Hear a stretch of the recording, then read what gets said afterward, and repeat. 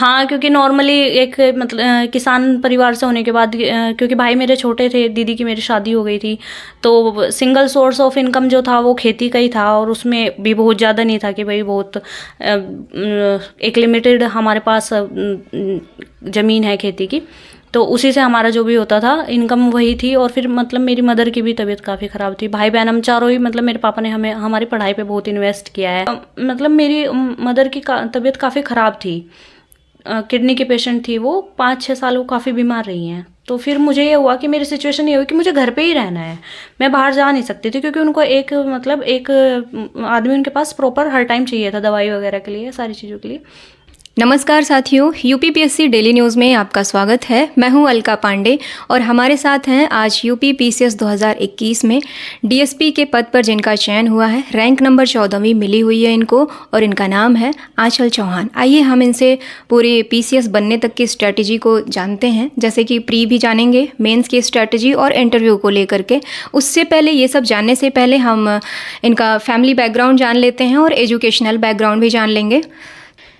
Ma'am, PCS 2021 में आपके चयन होने के लिए बहुत बहुत आपको बधाई और चैनल की तरफ से भी बहुत बहुत बधाई। Thank you so much. अच्छा, तो सबसे पहले मैम अपने बारे में थोड़ा सा बताएं, फैमिली बैकग्राउंड रिलेटेड। मेरा नाम आंचल चौहान है और फैमिली मेरे पापा किसान हैं। यहाँ शामली के पास एक गांव पड़ता है हरड़ फतेहपुर, उत्तर प्रदेश में। हाँ, उत्तर प्रदेश में सबसे पश्चिमी ज़िला है शामली। पहले मुजफ्फरनगर का पार्ट था, 2011 में सेपरेट हो गया। तो फैमिली में मेरी मतलब पापा मेरे किसान हैं, मम्मी मेरी अभी नहीं है, 2015 में उनकी डेथ हो गई थी।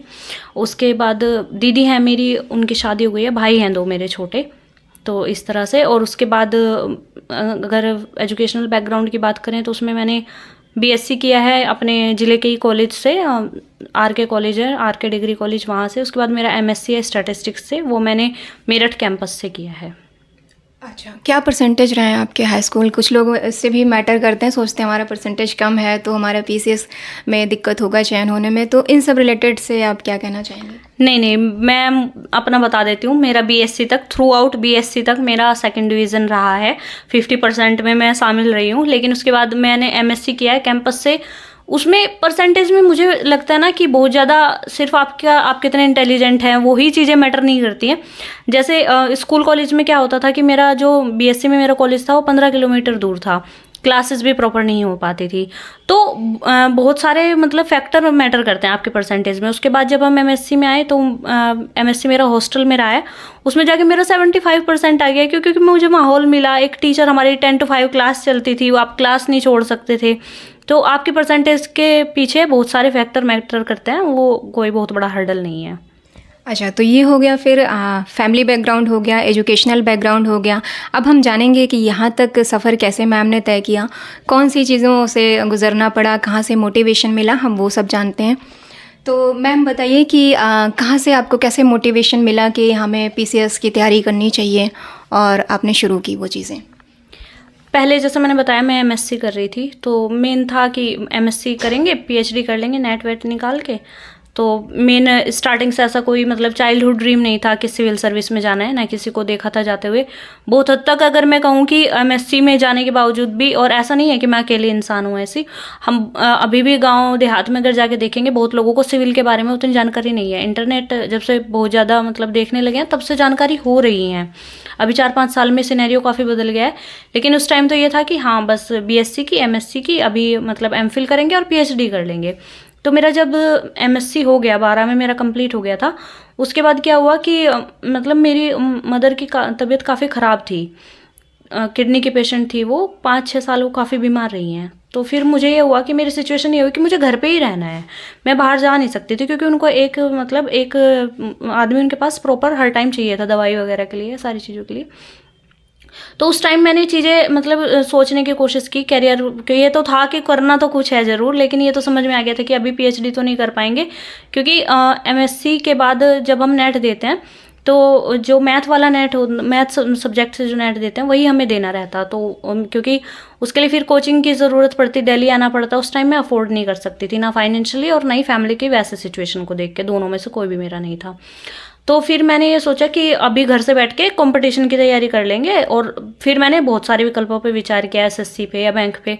तो हिंदी मीडियम के होने से फिर ये समझ में आया कि बैंक में उस टाइम पे लगता था कि नहीं, बहुत ज़्यादा हाई इंग्लिश पूछी जाती है। तो फिर मैंने ऐसे ही पीसीएस का दे दिया। फिर उसमें देखा कि बस जीएस पूछी जाती है, ये सोच के कि ये मैं घर से बैठ के पढ़ लूँगी। तो इस तरीके से एक मतलब तैयारी तो वहाँ से शुरू हुई। मोटिवेशन का एक रीज़न था कि हाँ, मतलब मेरे पापा बहुत सपोर्टिव रहे हैं। एक तरीके से देखो, गाँव से होने के बावजूद भी उन्होंने बहुत ज़्यादा मेरे से मतलब ऐसे बहुत ज़्यादा ये नहीं किया कि नहीं यही करो या ये नहीं करना। तो उसके बाद मोटिवेशन तो मुझे, मेरा मेन मोटिवेशन का सोर्स तो मेरे पापा ही हैं। उसके बाद ये था कि फिर मैंने धीरे धीरे तैयारी करनी शुरू कर दी। तो पीसीएस के लिए मैंने 1-2 बार प्री दिया, मेरा नहीं हुआ। फिर 17 में मैंने, फिर मुझे प्रॉपर मतलब चीज़ें समझ में आई, तो वहाँ से फिर मैंने अपनी चीज़ें कंटिन्यू रखी, और ये समझ में आ गया था मुझे कि करना यही है, क्योंकि मेरा टाइम लगने वाला था। तो मैं ऐसी चीज़ करना चाहती थी कि जिसमें मेरे अगर 4-5 साल लग भी जाएँ, उसके बाद जो चीज़ मुझे मिले वो एक मतलब उससे एक सेटिस्फैक्शन मिले। तो इस तरह से मैंने फिर चीज़ों को कंटिन्यू किया। यानी कि आपको आर्थिक परेशानी भी झेलनी पड़ी काफ़ी हद तक। हाँ, क्योंकि नॉर्मली एक मतलब किसान परिवार से होने के बाद, क्योंकि भाई मेरे छोटे थे, दीदी की मेरी शादी हो गई थी, तो सिंगल सोर्स ऑफ इनकम जो था वो खेती का ही था, और उसमें भी बहुत ज़्यादा नहीं था कि भाई बहुत एक लिमिटेड हमारे पास ज़मीन है खेती की, तो उसी से हमारा जो भी होता था इनकम वही थी। और फिर मतलब मेरी मदर की भी तबीयत काफ़ी ख़राब थी। भाई बहन हम चारों ही, मतलब मेरे पापा ने हमें हमारी पढ़ाई पे बहुत इन्वेस्ट किया है कि चारों को ही हमें मतलब पढ़ाया है। 4 भाई बहन हैं हम। दीदी मेरी एमए है इंग्लिश से, उसके बाद भाइयों ने मेरे बीकॉम एलएलबी ये सारी चीज़ें की हैं। तो थोड़ा मतलब सिचुएशन थी, टाइट थी मतलब। अच्छा मैम, आपने ऑप्शनल क्या चूज़ किया है? ऑप्शनल मैंने 17-18 में मैंने ज्योग्राफी से दिया था, लेकिन मुझे चीज़ें समझ में आ गई थी कि नहीं हो रही हैं। फिर मैंने 21 में हिंदी साहित्य ले लिया था। अच्छा, तो यानी कि हिंदी साहित्य से सिलेक्शन हुआ है। हाँ, हिंदी साहित्य से मेरा सिलेक्शन हुआ है इस बार। तो क्या प्रॉब्लम रही ज्योग्राफी ऑप्शनल को छोड़ने के दौरान, क्यों छोड़ा फिर आपने? उसकी 2 प्रॉब्लम थी। पहले तो ये कि मेरे पास गाइडेंस ज्योग्राफी के लिए उतना नहीं था, तो जो भी मुझे किताबें मिली वो मैंने ख़रीद ली। पर मैं जैसे खुल्लर वाली मैंने किताब पढ़ी थी, तो वो तो हिंदी से लिखी हुई किताब, हिंदी में लिखी हुई किताब थी, वो तो मुझे पढ़ने में सही लगी। 1-2 किताबें और थी, वो इंग्लिश ट्रांसलेटेड थी, वो मुझे उतनी समझ में नहीं आई। तो फिर ये हो गया कि नहीं, इसमें मतलब इंग्लिश वाले थोड़ा एडवांटेज ले जाएंगे। फिर 1-2 मतलब सीनियर हैं, उनसे बात हुई तो समझ में आया कि हिंदी साहित्य कवर किया जा सकता है, और उसमें ऐसा भी नहीं है कि इंग्लिश वाले आपसे एडवांटेज ले जाएंगे। तो फिर मैंने हिंदी साहित्य ले लिया। अच्छा मैम, तो ये सारी बातें थी जो एक इस प्रारंभिक चीज़ें जो ज़रूरी होती हैं तैयारी से रिलेटेड, तो वो हमने सारी चीज़ें पहले बात कर ली। अब हम फोकस करेंगे कि प्री की क्या स्ट्रेटजी हो, मेंस की क्या हो, और देन उसके बाद हम इंटरव्यू की बात करेंगे। तो सबसे पहले मैम बताइए कि जो पीसीएस प्री का एग्ज़ाम होता है प्रीलिम्स क्लियर करने के लिए, हमें सब्जेक्ट वाइज क्या स्ट्रेटजी अपनानी चाहिए हर एक सब्जेक्ट का मैम? सब्जेक्ट वाइज तो यही है कि बुक लिस्ट आप मतलब एक इंटरव्यू देख के या एक किसी से बात करके हमें सेटिस्फैक्शन नहीं मिलता। अगर आप सारी भी चीज़ें देखेंगे तो आपको एक कॉमन बुक लिस्ट मिल जाएगी। जैसे हिस्ट्री के लिए स्पेक्ट्रम सभी पढ़ते हैं, पॉलिटी के लिए लक्ष्मीकांत पढ़ ली हमने, ज्योग्राफी के लिए मेनली एनसीईआरटी बताई जाती है। अगर आपका ऑप्शनल है तो फिर आपको वो सारी चीज़ें डिटेल में पढ़ी रहती हैं, तो वो करने की ज़रूरत नहीं है। तो एनसीईआरटी आप अगर नहीं भी खरीदना चाहते, एक ऐप आता है पाठशाला करके, ई पाठशाला करके, उससे आप सारी पढ़ सकते हैं। क्योंकि उसका ये रहता है कि एक आपको थोड़ा सा आइडिया हो जाता है कि क्या क्या चीज़ें हैं, और थोड़ा मन में ये भी नहीं रहता कि नहीं हमने नहीं पढ़ी। हालांकि मैं फिर भी यही कहूँगी कि एनसीईआरटी से बहुत ज़्यादा अपना तो प्री में बहुत ज़्यादा कुछ बेनिफिट मुझे लगा, और मेंस में भी नहीं लगा।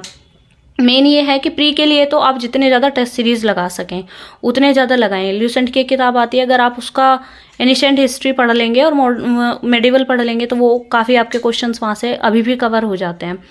घटना चक्र की पूरी सीरीज़ आप ले लें प्री के लिए, तो उसको आप बार बार पढ़ें, और उसके बाद जितने ज़्यादा हो सके टेस्ट लगाएं। अगर आप दिल्ली में नहीं भी रहते हैं तो अभी तो इंटरनेट पे या टेलीग्राम ग्रुप में वो सारे टेस्ट सीरीज आपके घूमते रहते हैं, आप कहीं से भी डाउनलोड करें और बार बार उनको सोल्व करें। मेरा तो मेन यही था कि मैं जितनी ज़्यादा टेस्ट सीरीज लगा सकूँ वो मैं लगाती थी, प्री में भी और मेंस में भी। और मॉडर्न हिस्ट्री के लिए कहाँ से पढ़ी आपने? मॉडर्न हिस्ट्री के लिए स्पेक्ट्रम की एक किताब आती है, वो काफ़ी हद तक सफिशिएंट रहती है। अगर जैसे थोड़ा सा मतलब किताब है तो छोटी देखने में, काफ़ी इसमें 500-600 पेज हैं, तो उसमें क्या करें कि आप जब भी पढ़ें, कोई भी टॉपिक पढ़ें, उसकी आप सिर्फ हेडिंग जो रहती है उसको हाईलाइट कर दें। उसके बाद क्योंकि यूपी में फैक्चुअल काफ़ी पूछा जाता है, जो भी आपको फैक्ट दिखे उसको आप हाईलाइट करते चलें, क्या जिससे कि आपको रिवीजन करें तो फिर आपको सिर्फ वही फैक्ट ही पढ़ने रहें। क्योंकि नोट्स मैंने नहीं बनाए थे, मैं किताब से ही रिवीजन करती थी और यही रहता था कि जिन चीज़ों को मैंने हाईलाइट किया है दोबारा मैं उन्हें ही पढ़ूंगी। अच्छा, तो बात हो गई हिस्ट्री की, और हिस्ट्री के अलावा भी सारे सब्जेक्ट हैं, जैसे ज्योग्राफी हो गया, इकोनॉमिक्स हो गया, फिर करंट अफेयर भी हो गया, ईवीएस भी हो गया, तो इन सब का थोड़ा बताएं मैम। ज्योग्राफी के लिए जैसे मैंने बताया कि मेरा ऑप्शनल था, तो उसके लिए तो मैंने 3-4 किताबें पढ़ी थी। लेकिन अगर आपका ऑप्शनल नहीं है तो आप जीसी लियोंग की एक किताब आती है, पतली सी ही है तो इंग्लिश में, लेकिन आप पढ़ेंगे तो वो हो जाएंगी वो। नहीं तो आप कुल्लर की किताब ले सकते हैं, या कोई भी मतलब जिससे आपका ज्योग्राफी का पार्ट अगर आपका कवर होता है तो वो आप कर सकते हैं। मेनली ज्योग्राफी में जो मैंने इस बार प्री में किया था 21 में, वो ये किया था कि मैं टॉपिक देखती थी कि किस टॉपिक से क्वेश्चन आ रहा है। मान लो कि अगर आपका चक्रवात से रिलेटेड कोई क्वेश्चन आ रहा है, या धाराओं से रिलेटेड कोई क्वेश्चन आ रहा है, या इस तरीके के टॉपिक मैं उनमें क्या करती थी, जैसे कई बार क्वेश्चन पूछ ले कि ये आपका सागर है और इसके सराउंडिंग वाली कंट्रीज़ क्या हैं, तो उनके मैंने ना छोटे छोटे नोट्स बना लिए थे। क्योंकि उसमें ना थोड़ा भूलने वाला स्कोप ज़्यादा रहता है, तो उसको बार बार मैंने रिवाइज़ किया। अगर आपने घटना चक्र भी ना बहुत अच्छे से पढ़ी है, घटना चक्र में इतने सारे पॉइंट रहते हैं, अगर आपने उसको बहुत अच्छे से कवर किया है तो बहुत हद तक चांस है कि आप प्री में ज्योग्राफी का क्वेश्चन कर ले जाएंगे। ये घटना चक्र की जो बुक आती है वो अलग अलग आती है, जैसे हिस्ट्री की अलग होगी और ज्योग्राफी की अलग होगी, ये अलग अलग आती है? पूरी सीरीज आती है, उसकी 8 किताबें रहती हैं, हिस्ट्री, ज्योग्राफी, पॉलिटी, उसके बाद आपका इकोनॉमिक्स हो गया, साइंस हो गया, एनवायरनमेंट हो गया, करंट अफेयर यूपी के लिए भी आती है, लेकिन वो मैं नहीं लेती थी। अच्छा, तो क्वेश्चंस भी आते होंगे लेकिन यूपी से, तो उसका यूपी से क्वेश्चन आते हैं। यूपी की एक किताब मतलब एक तो परीक्षावाणी पब्लिकेशन की आती है, या तो आप उसे ले सकते हैं। मैंने घटना चक्र में लेती थी तथ्य सार करके। अच्छा। और किताबों को ना, जैसे घटना चक्र अगर हम पढ़ भी रहे हैं तो उन्हें आप ज़्यादा से ज़्यादा 2 साल में अपडेट कर लें। ये नहीं कि एक बार ले लिया आप उससे 4-5 बार सोच रहे हैं कि प्री देते रहे, नहीं। क्योंकि घटना चक्र आपको अपडेट करनी रहेगी। एक तो जो आपके आसपास के जो भी मतलब क्वेश्चन रहेंगे वो आपको दोबारा से फिर आपको उसमें मिलेंगे। अगर आप पुरानी पढ़ेंगे तो वो आपके छूट जाएंगे। और यूपी में बहुत हद तक चांस होते हैं कि क्वेश्चन रिपीट हो जाते हैं।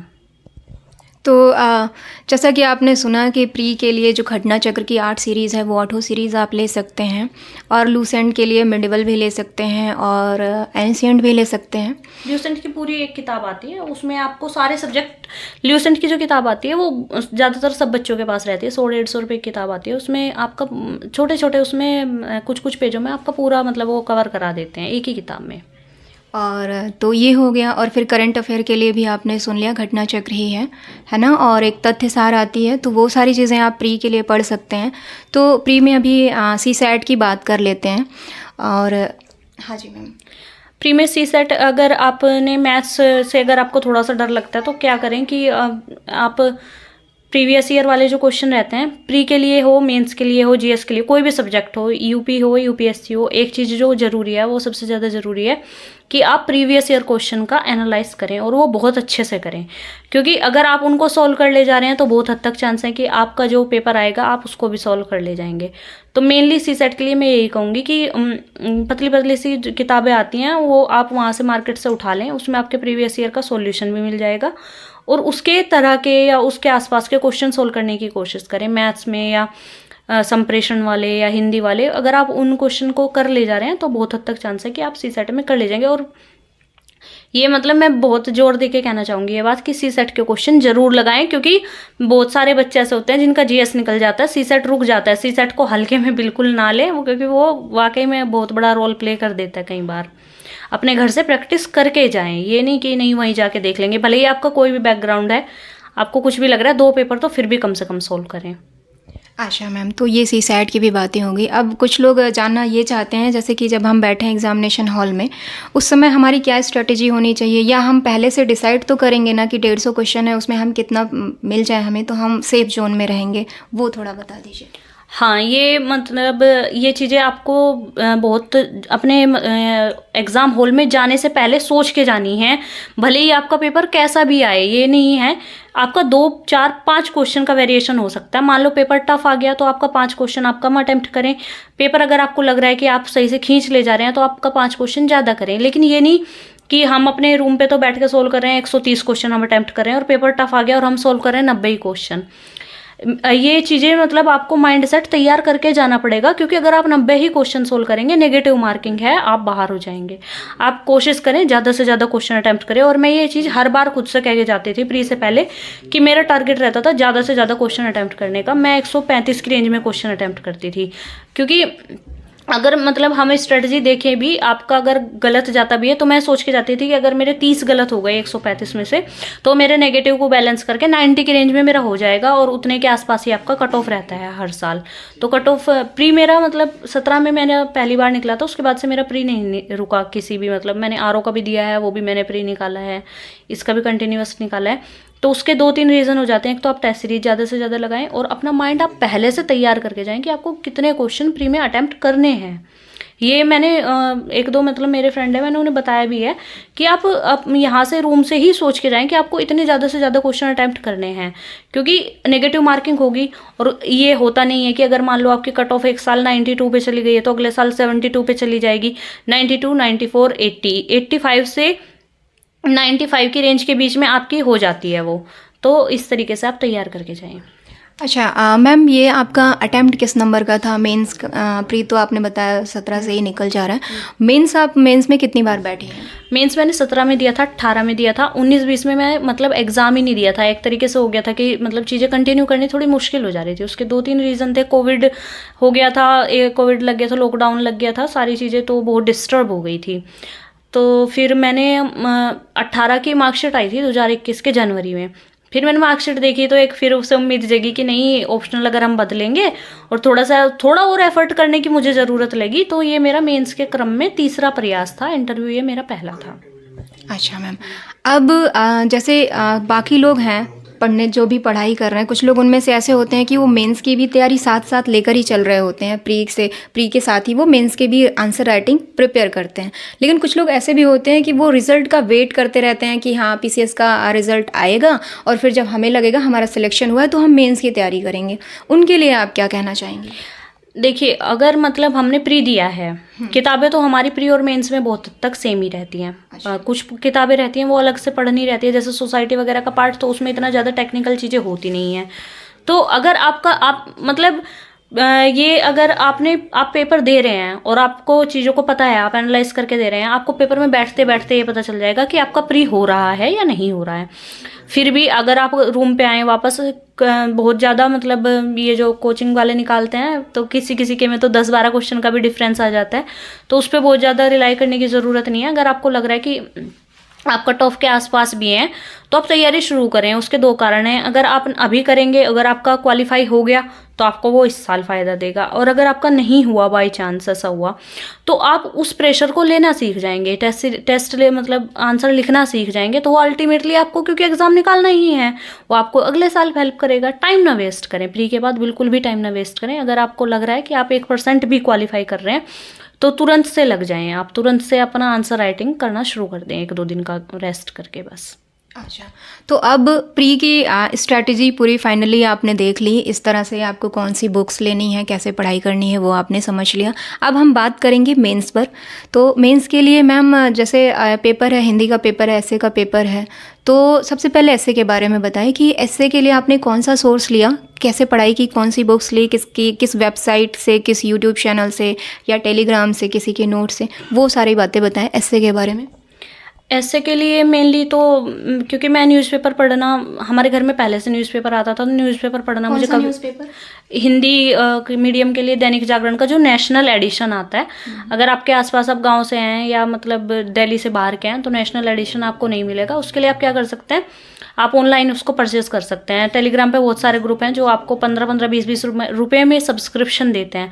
आप उसको ले लें, ये भी ना सोचें कि हम नहीं पढ़ पा रहे हैं, क्योंकि अगर आप एक बार ले लेंगे, पैसा इन्वेस्ट कर देंगे, तो आप पढ़ना शुरू कर देंगे। और न्यूज़पेपर पढ़ें, उससे ये रहता है कि अगर आप बहुत ज़्यादा किताबें नहीं भी पढ़ते हैं तो भी आपको अल्टीमेटली वो आपको एसए के पेपर में भी हेल्प करेगा, जीएस के पेपर में भी हेल्प करेगा। न्यूज़पेपर पढ़ने की आदत ज़रूर डालें। मैं न्यूज़पेपर पढ़ती थी। उसके अलावा जो मेन चीज़ मैंने की थी, एक निशांत जैन सर की किताब आती है ऐसे के लिए, दृष्टि पब्लिकेशन के साथ उन्होंने निकाली है। तो उसमें उन्होंने काफ़ी स्पेसिफिकली ऐसे लिखें कैसे वो बताया है। स्टार्टिंग के लिए आप उसे रेफ़र कर सकते हैं कि आपको एक आइडिया पड़ जाएगा कि हम इन डायमेंशन में लिख सकते हैं। क्योंकि सिविल में, यूपीएससी में या यूपीपीसीएस में ये रहता है कि आप जो ऐसे लिखते हैं वो मल्टी डायमेंशनल होना चाहिए। आप ज़्यादा से ज़्यादा मतलब उसमें ज़्यादा से ज़्यादा डायमेंशंस कवर करें। तो आपको वो सोचना सिखा देती है किताबें कि आप इस डायरेक्शन में भी सोच सकते हैं। एक और चीज़ मैंने की थी कि जैसे जो भी मुझे हिंदी मीडियम में जो भी मुझे टॉपर की कॉपी मिलती थी, मैं उसको देख लेती थी एक बार, ताकि पता रहे कि कैसे लिखनी है। कोट्स वगैरह आप थोड़ा लिख सकते हैं। जैसे इस बार तो मेरा हिंदी साहित्य आ गया था, तो मेरे पास बहुत सारे दोहे भी आ गए थे, बहुत सारे पॉइंट्स आ गए थे लिखने के लिए। नहीं तो आप एक छोटी सी डायरी बना लें जो भी आपको ईजी, क्योंकि आपको वहाँ पे वो रिकॉल करना है। आप बहुत बड़ा फ्लावरिश सोचेंगे कि हम ये लिख दें, वो आपको याद नहीं होगा। जैसे महिलाओं से रिलेटेड आपने 5-6 लिख लिए, आपने एजुकेशन से रिलेटेड लिख लिए, किसानों से रिलेटेड लिख लिए, गरीबी से रिलेटेड लिख लिए। जो भी टॉपिक मतलब आपको लगता है कि आ सकते हैं, उससे रिलेटेड आप कोट्स लिख लें। और उन कोट्स का मतलब प्रयोग मतलब कैसे भी घुमा फिरा के आप कर लें, वो हेल्प करता है। अगर आप डेटा बहुत ज़्यादा मेमोराइज नहीं भी कर सकते हैं, तो मैं जैसे मुझे डेटा में प्रॉब्लम होती थी कि मैं उसको लगता था कि गलत ना लिख दूं, तो मैंने कोट्स का, मुहावरों का, लोकोक्ति, ये सारी चीज़ें, क्योंकि हिंदी मीडियम, हिंदी बैकग्राउंड, हिंदी साहित्य होने से मुझे उसमें भी हेल्प हुई थी, तो मैंने ऐसे कवर की। अच्छा, तो ऐसे के लिए प्रीवियस ईयर के क्वेश्चंस पेपर भी लगाने होते होंगे, तो वो किसी स्पेसिफिक की आती है या हम कोई भी खरीद सकते हैं? नहीं, वो तो एक पतली सी किताब आती है शिल्पी पब्लिकेशन की, उसमें आपका हिंदी और ऐसे दोनों कवर करा देगा। लेकिन वो ऐसे का सॉल्यूशन नहीं मिलता आपको, सिर्फ आपको टॉपिक मिलेंगे और उससे आपको आइडिया पड़ जाएगा कि हाँ इस तरीके के आएंगे, तो आप उस तरीके के 2-4, लेकिन ऐसे लिखें, अपने रूम पे लिख के जाएं और टाइम आप पहले से देखें। क्योंकि जैसे हम अपने कॉपी में आंसर लिखते हैं, पहले तो हमें ये पता चलेगा कि हम एक पेज पे कितने वर्ड्स लिख रहे हैं, वो आपको फिर वर्ड्स काउंट करने की ज़रूरत नहीं पड़ेगी। अगर आप प्रैक्टिस करके जाएंगे तभी आपको आइडिया पड़ेगा कि आप कितने टाइम में एक ऐसे पूरा कर पा रहे हैं। एक ऐसे की स्ट्रेटजी बनाने के लिए आपको वहाँ से हेल्प मिलेगी। तो अपने यहाँ से तैयारी करके जाएँ, ऐसे 2-4 ऐसे ज़रूर लिख के जाएँ। मैंने लिखे थे, तो फिर मुझे वहाँ पर फिर उसका हेल्प मिला स्ट्रेटजी बनाने में। अच्छा, तो प्री के लिए एक बात रह गई थी कि प्रीवियस ईयर के क्वेश्चन जो हैं वो हम कितने साल के लगा लें बेनिफिशियल रहेगा? 6-7 साल के तो कम से कम लगा ही लें। लेकिन घटना चक्र क्या करती है कि वो बहुत सारे मतलब मेरे ख्याल से 20 साल के शायद वो कवर करते हैं, तो बहुत ज़्यादा पुराने क्वेश्चन आते नहीं हैं, तो उन्हें करने का ये रहता है कि उन पर उतना ध्यान देने की ज़रूरत नहीं है। और कई बार ऐसा होता है जैसे जैसे क्वेश्चन पुराने होते जाते हैं वो ईजी लगने लगते हैं। तो 3-4 साल के तो कम से कम करें। और एक और चीज़ मैं अपनी तरफ से बता दूँ, यूपी में जो भी एग्ज़ाम हो, मान लो आप यूपी पीसीएस का एग्ज़ाम दे रहे हैं, लेकिन यूपी में जो भी एग्ज़ाम हो, यूपी लोक सेवा आयोग जो भी एग्ज़ाम कंडक्ट कराए, तो आप उसका पेपर ज़रूर देखें। एक तो आपको वहाँ से कोई ना कोई क्वेश्चन रिपीट ज़रूर मिलेगा, या फिर करंट अफेयर का आपको आइडिया मिल जाएगा कि कैसे बना रहे हैं, क्योंकि बहुत हद तक पेपर बनाने वाले सेम ही रहते हैं।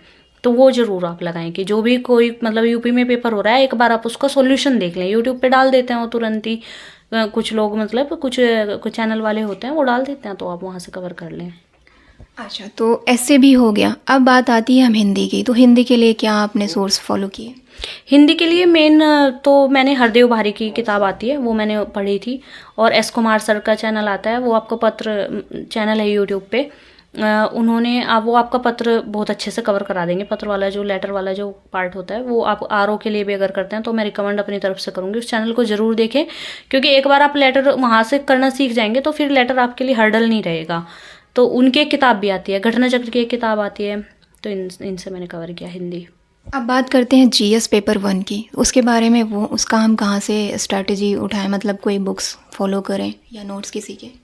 GS1 के लिए आप ये कर सकते हैं कि हिस्ट्री को आप मतलब सबसे पहले हिस्ट्री कवर कर लें। हिस्ट्री के लिए आपका हिस्ट्री में आर्ट एंड कल्चर के लिए नितिन सिंघानिया की आप किताब पढ़ सकते हैं। वर्ल्ड हिस्ट्री के जो टॉपिक रहते हैं मेनली वो ढे की एक सीरीज़ आती है, मैंने तो उससे कवर किया था, क्योंकि छोटे छोटे आंसर लिखने रहते हैं। किताब से मैं उसको बहुत ज़्यादा कवर नहीं कर पाई थी, तो उससे मैं क्या करती थी 5-6 पॉइंट अपने लिख लेती थी कि मान लो कोई भी अगर वर्ल्ड हिस्ट्री पे प्रथम विश्व युद्ध से सेकंड विश्व युद्ध से कोई भी क्वेश्चन आता है इस तरीके का, मैं उसको लिख ले जाऊँगी। और अपनी टेस्ट सीरीज़ में भी मैंने वहीं से क्वेश्चन लिखे थे। और मॉडर्न हिस्ट्री के लिए आपका स्पेक्ट्रम से काफ़ी चीज़ें कवर हो जाती हैं। मेन भूमिका आपकी निभाती है टेस्ट सीरीज़। अगर आप टेस्ट सीरीज़ लगा लेंगे तो आप छोटे छोटे टॉपिक आपने पढ़े हैं, भारत छोड़ो आंदोलन हम सब पढ़े रहते हैं प्री के लिए, लेकिन उसे मेंस में लिखना कैसा है वो आपको टेस्ट सीरीज़ सिखा देती है। ज्योग्राफी के लिए मैंने ये किया था कि ज्योग्राफी तो मेरा ऑप्शनल रहा है 2 साल, तो उसके लिए मैंने बहुत ज़्यादा अलग से किताबें नहीं पढ़ी थी। लेकिन ज्योग्राफी के टॉपिक स्पेसिफिक हैं, जैसे महासागरीय धाराओं से क्वेश्चन बन सकता है, आ जाता है वो हर बार। चक्रवात से हर बार क्वेश्चन आता है, आप उसको ज़रूर कवर कर लें। छोटे छोटे टॉपिक आप चाहे तो गूगल से भी कवर कर सकते हैं, उसमें ये नहीं है कि आपको बहुत ज़्यादा किताबें ही पढ़ने की ज़रूरत है, क्योंकि प्री में हम किताबें पढ़े रहते हैं तो उतनी समझ हमारी डेवलप हुई रहती है। लेकिन आंसर लिखने के लिए प्रॉपर आप थोड़ा सा मतलब जो दृष्टि वालों के आंसर्स देख सकते हैं, या कोई भी टेस्ट सीरीज, जैसे मैंने श्रेष्ठ पीसीएस की कोचिंग है मुखर्जी नगर में, उनकी मैंने लगाई थी, तो वो मुझे काफ़ी हेल्प रही थी। उससे टेस्ट सीरीज मैंने लगाई थी GS1 के लिए। अच्छा, अब बात करते हैं GS पेपर 2 के बारे में। GS पेपर 2 में ये है कि पॉलिटी वाला कवर तो हो जाएगा आपका लक्ष्मीकांत से, उसके लिए तो अलग से पढ़ने की ज़रूरत नहीं है। गवर्नेंस के लिए भी एक किताब आती है लक्ष्मीकांत की, वो आप पढ़ सकते हैं। मेनली उसमें भी फिर यही रहेगा कि आप ज़्यादा से ज़्यादा टेस्ट सीरीज़ लगाएं, उसमें जो भी क्वेश्चन रह रहे हैं आप उनको, या तो टेस्ट सीरीज़ वाले आपको सॉल्यूशन प्रोवाइड करा देते हैं, या फिर आप उसी टॉपिक को same as it is Google पे डालें, सर्च करें, 2-4 पॉइंट लिखें, वो अल्टीमेटली आपको पेपर में हेल्प कर देगा। और पेपर 3? पेपर 3 में करंट ओरिएंटेड ज़्यादा रहता है, साइंस एंड टेक्नोलॉजी वाला है, इकोनॉमिक डेवलपमेंट वाला है, तो मेनली वो करंट ओरिएंटेड ही है, योजनाओं से रिलेटेड हो गया। तो आप जब आप करंट अफेयर्स का मैगजीन पढ़ रहे हैं, या आप जो भी न्यूज़पेपर कवर कर रहे हैं, वो बहुत हद तक वहाँ से हो जाएगा। लेकिन उसके आंसर्स लिख के जाएँ। मान लो कोई भी स्कीम हमने पढ़ ली और उसे हमें उसकी थोड़ी कम जानकारी है, लेकिन उसके बहुत हद तक उसके इम्प्लीमेंटेशन या इन सारी चीज़ों के बारे में पूछा जाता है, तो उसके लिए अगर आप 1-2 आंसर, एक योजना पे आप आंसर लिख लेंगे ना, कोई योजना लॉन्च हुई है तो आप बहुत हद तक सिमिलैरिटी बन जाती है। अगर आपको सिर्फ योजना का ये भी पता है कि किस पर्पज़ के लिए लॉन्च की गई है, तो आप उस आंसर को लिख लेंगे।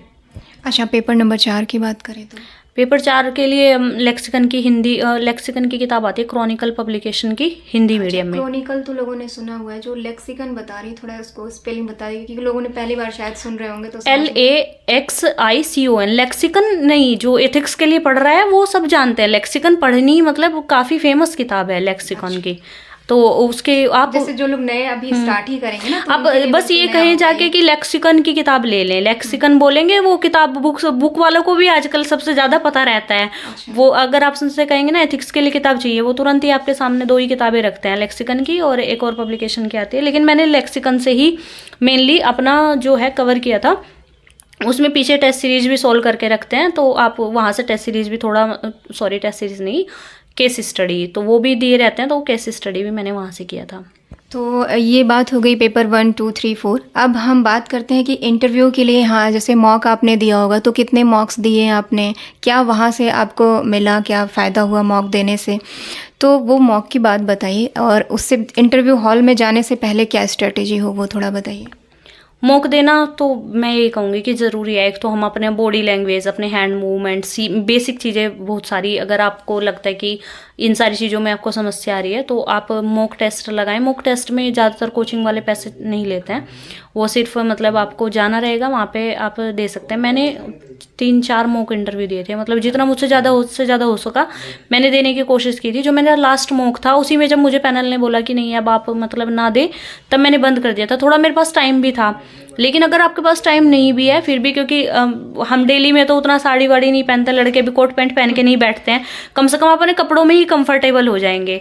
आप अपने नॉर्मल आंसर्स देना नॉर्मल आंसर और इफेक्टिव वे में देना सीख जाएंगे, तो मॉक दे लें, यही मैं कहूँगी। कौन सी कोचिंग थी जहाँ से आपने मॉक दिया था? मॉक मैंने मुझे मॉक की जो तैयारी कराई थी, श्रेष्ठ PCS है, उन्होंने कराई थी। पूरा मतलब वो आपको क्वेश्चन लिखवाएंगे, आपका मतलब आपके पॉजिटिव पॉइंट क्या हैं, आपकी कमजोरी क्या है, इस तरीके से सारी चीज़ें, और आपकी मतलब हॉबी के ऊपर भी वो क्वेश्चन उन्होंने मुझे कराए थे। तैयारी तो मेनली मेरी श्रेष्ठ PCS में मैंने टेस्ट सीरीज़ लगाई थी, तो इंटरव्यू के लिए तैयारी तो मुझे उन्होंने ही कराई थी मेनली। लेकिन उसके बाद मैंने मॉक दिया है, 2-3 जगह दिया है, संवाद में दिया है, निर्माण में दिया है, संस्कृति एक कोचिंग है उसमें भी मैंने दिया है। वो मैं चली जाती थी कि थोड़ा मैं कंफर्टेबल हो जाऊं अपने आंसर्स देने में, तो वो मैं जाती थी देने। अच्छा, तो अब हमारी जो प्रिपरेशन थी वो हमने कर ली, लेकिन इंटरव्यू जब देने जाते हैं तो उससे पहले भी कुछ प्रिपरेशन करनी होती है, जैसे ड्रेसिंग सेंस पे ध्यान देना होता है, या हम थके ना वहाँ जा कर के, नर्वस ना हो, तो उसके लिए क्या कैसे बैठें, कैसे खाएं पिए, वहाँ जा कर के क्या पहले करना चाहिए, एक दिन पहले या उस दिन? जैसे जो लोग इलाहाबाद के नहीं हैं, मेनली तो यही रहता है कि अकेले ना जाएं, किसी को लेके जाएं, क्योंकि बहुत सारी चीज़ें मैनेज करनी होती हैं।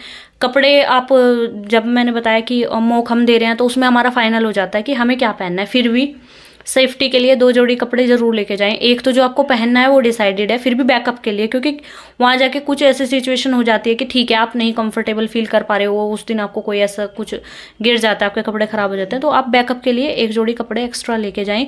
जो भी मतलब चीज़ें आपको पहननी है वो एक उसका पेयर अलग से लेके जाएं। तो ये सारी चीज़ें आप जब मॉक देंगे ना तो वहीं पे हम सीख जाते हैं कि ठीक है हमको कैसे अपना कपड़ा पहनना है या कैसे बैठना है, वो सारी चीज़ें हम मॉक में मतलब प्रैक्टिस करके जा रहे हैं। और किसी को लेके जाएं खाना मतलब सही से खाएं प्रॉपर, ये नहीं कि भूखे रह रहे हैं, टेंशन ले रहे हैं। देखिए मेन चीज़ तो आपका मेंस होता है, मेंस आपने दे लिया, प्री में आप आ गए, तो कोशिश करें उस मोमेंट को थोड़ा सा इंजॉय करके दें। प्राउड का मोमेंट है आपके लिए कि आप इंटरव्यू देने आए हैं। अगर वहाँ पे आप प्रेशर लेंगे और वो प्रेशर आप इंटरव्यू बोर्ड के सामने लेके जाएंगे तो आप आंसर नहीं दे पाएंगे। तो इस चीज़ को पहले तो खुद को ही आप इस चीज़ के लिए खुद को अप्रिशिएट करें कि आप इंटरव्यू तक पहुँचे हैं, ये आपके लिए बहुत बड़ा मतलब एक उपलब्धि है। तो वहाँ तक आप जाएँ। तो मेरा ये था कि जैसे मैं एक मॉक में बिना खाना खाए चली गई थी तो मैं काफ़ी डल फील कर रही थी, तो मुझे ये समझ में आ गया था खा पी के इंटरव्यू देना है। बहुत ज़्यादा इस बारे में रिसर्च ना करें कि बोर्ड मेंबर्स कौन बैठेंगे, क्योंकि वो आपके हाथ में नहीं है कि आपका किसके बोर्ड में जाएगा। जिसके में भी जाए, मुझे ये भी नहीं समझ आया था कि मेरा किसके पैनल में गया था। मैंने कहा ठीक है जिसके में भी जाएगा बस देना है, ये तो हो गया था, क्योंकि वो आपके हाथ की बात नहीं है कि आपका किसके पैनल में जाएगा। तो तैयार रहें बस चीज़ों के लिए, और वो हो जाता है। 20-25 मिनट आपका कैसे गुजर जाता है आपको पता भी नहीं चलता। अच्छा, तो जैसा कि आपने देखा प्री हो गया, मेंस हो गया और इंटरव्यू, ये इन तीनों चीज़ों की प्रिपरेशन हो गई। अब अगर हम बात करें कि जैसे कोचिंग अगर कोई अफोर्ड कर सकता है तो कोचिंग ज्वाइन कर ले, या वो सेल्फ स्टडी भी करके पूरी तरह से कवर कर सकता है, कुछ कोचिंग की क्या महत्व है हमारे लिए वो बता दीजिए। एक तो ये चीज़ है कि सेल्फ स्टडी से आप कवर कर सकते हैं, एग्ज़ाम दे सकते हैं, अच्छी रैंक भी ला सकते हैं। हर साल बच्चे निकालते हैं, मेरा भी सेल्फ स्टडी से रहा है, तो ये तो बिल्कुल मतलब हर्डल नहीं है कि कोचिंग करके ही आप निकालेंगे।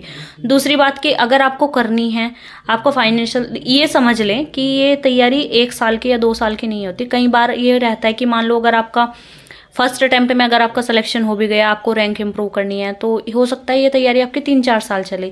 तो आप अपनी फाइनेंशियल सिचुएशन को समझ के कोचिंग में पैसा इन्वेस्ट करें, क्योंकि वो एक बल्क में अमाउंट जाता है। 2-2.5 लाख रुपए से कम किसी की कोचिंग नहीं है। लेकिन अगर ये लग रहा है कि चलो ठीक है उतनी बड़ी परेशानी नहीं है पैसे की, तो आप कोचिंग कर सकते हैं। उसमें ऐसा नहीं है कि नहीं बिल्कुल मतलब सेल्फ स्टडी कुछ मैंडेटरी है। अगर फाइनेंशियल सिचुएशन आपका ठीक है तो आप कोचिंग कर सकते हैं, और अगर नहीं है तो सेल्फ स्टडी से फिर किताबों में पैसा इन्वेस्ट करें। किताबों के साथ कंजूसी ना करें कि मंथली मैगजीन खरीदने के लिए आप सोच रहे हैं कि नहीं चलो कोई नहीं 1 मंथ की स्किप कर देते हैं, वो 50-60 रुपए की आ जाती है, 100 की भी आती हैं कुछ, तो वो ज़रूर खरीदें। क्योंकि एक बार खरीद लें और उसे पढ़ने की आदत डाल लें, किताबें खरीदें, फिर आप जो भी आपको ज़रूरी है उनके साथ कॉम्प्रोमाइज़ ना करें। अच्छा, डेली रूटीन में हमें कितना पढ़ना चाहिए? 6 घंटे 8 घंटे, जो कि मतलब क्वांटिटी वे में तो नहीं पढ़ाई करनी चाहिए, क्वालिटेटिव में अगर हम पढ़ाई कर रहे हैं तो वो कितने घंटे की होनी चाहिए? खाली अगर आप पढ़ाई कर रहे हैं और अगर आप सोच रहे हैं आपने 6-7 घंटे, मतलब उसके साथ आपको घर का काम नहीं करना है, आपको जॉब नहीं करनी है, और आप सोच रहे हैं 6-7 घंटे हमने पढ़ लिया बहुत हो गया, नहीं। आपको ये समझना ही चाहिए कि 6-7 घंटे एक वो भी आदमी निकाल रहा है तैयारी करने वाला, जिसके पास शायद आपसे ज़्यादा जिम्मेदारी है। तो ये आपकी अपनी पर्सनल सिचुएशन है। अगर आपको कुछ और रिस्पॉन्सिबिलिटी भी निभानी है तो भी आप 5-6 घंटा निकालें, डेली निकालें। कंसिस्टेंसी इस एग्ज़ाम के लिए सबसे ज़्यादा ज़रूरी है। ये नहीं कि आप एक दिन 14-15 घंटे पढ़े, 2 दिन का गैप कर लिया और फिर पढ़ रहे हैं। आप 4 घंटे पढ़े, 5 घंटे पढ़ें, 6 घंटे पढ़ें, लेकिन आप डेली पढ़ें उस चीज़ को। फिर वो आपको पढ़ के ही सोना है। आप दिन में पढ़ें, रात को पढ़ें, वो मैटर नहीं करता। आप कभी भी पढ़ें पर डेली पढ़ें। तो जैसा कि आपने देखा, सब कुछ पूछा फ्लो बिगड़ गया। नहीं याद करे रहो, वो बताओ थोड़ा, क्योंकि वो जा रहा है ज़्यादा ना, 33 मिनट हो गए। तो बस 2-3 मिनट और बचा। अच्छा, मेंस हो गया पूरा? मेन सब कुछ हो का भी हो गया? सब कुछ हो गया। तो बस 2-3 मिनट। अच्छा नहीं, ऑप्शनल नहीं पूछा मैंने ना कि कहाँ से आपने पढ़ा। नहीं, ऑप्शनल हिंदी ना। हाँ, लेकिन पढ़ाई कहाँ से की? वो तो एक ही सेकंड, एक मिनट से भी कम में हो जाएगा हिंदी साइड पे। वो हो जाएगा। कोई बुक है, बस एक बार आप पूछिए। वो चाहते हैं लोग चाहते हैं। ऑप्शनल अपने हिंदी ऑप्शनल के लिए कैसे तैयारी की, बस आप उसके लिए बता रहे थे। मैम, जैसे हिंदी ऑप्शनल आपका था, हिंदी लिटरेचर था, तो उसके लिए आपने कहाँ से सोर्स फॉलो किए वो बता दीजिए। हिंदी साहित्य के लिए दृष्टि कोचिंग के पूरे नोट्स आते हैं मार्केट में, वो आपको फोटोकॉपी मिल जाएंगी। उसकी 17 बुकलेट रहती हैं, उसमें 4 उसके क्लास नोट्स रहते हैं। वो बहुत ज़्यादा पढ़ने की ज़रूरत मतलब किसी को हो सकती है, मैंने तो नहीं पढ़े थे, तो वहीं से मैंने कवर किया था पूरा, वो वहाँ से हो जाता है। यूपी का पोर्शन थोड़ा बहुत आप इंटरनेट से कर सकते हैं, कवर मिल जाएगा। अच्छा मैम, अपनी हॉबीज़ थोड़ी बताएं लोगों को।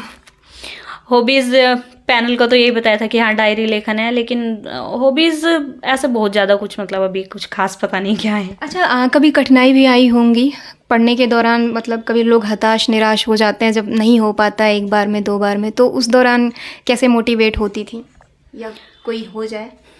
मोटिवेशन का सोर्स तो मेनली मेरे पापा ही हैं। जैसे मतलब किसान भी हैं वो और फिजिकली चैलेंज्ड भी हैं, उसके बावजूद हमने कभी उन्हें लाइफ से कंप्लेन करते हुए नहीं देखा कि मेरे पास ये होता तो मतलब शायद मैं ज़्यादा चीज़ों को कर पाता। ना कभी हमने उन्हें किसी के ऊपर डिपेंड होते देखा।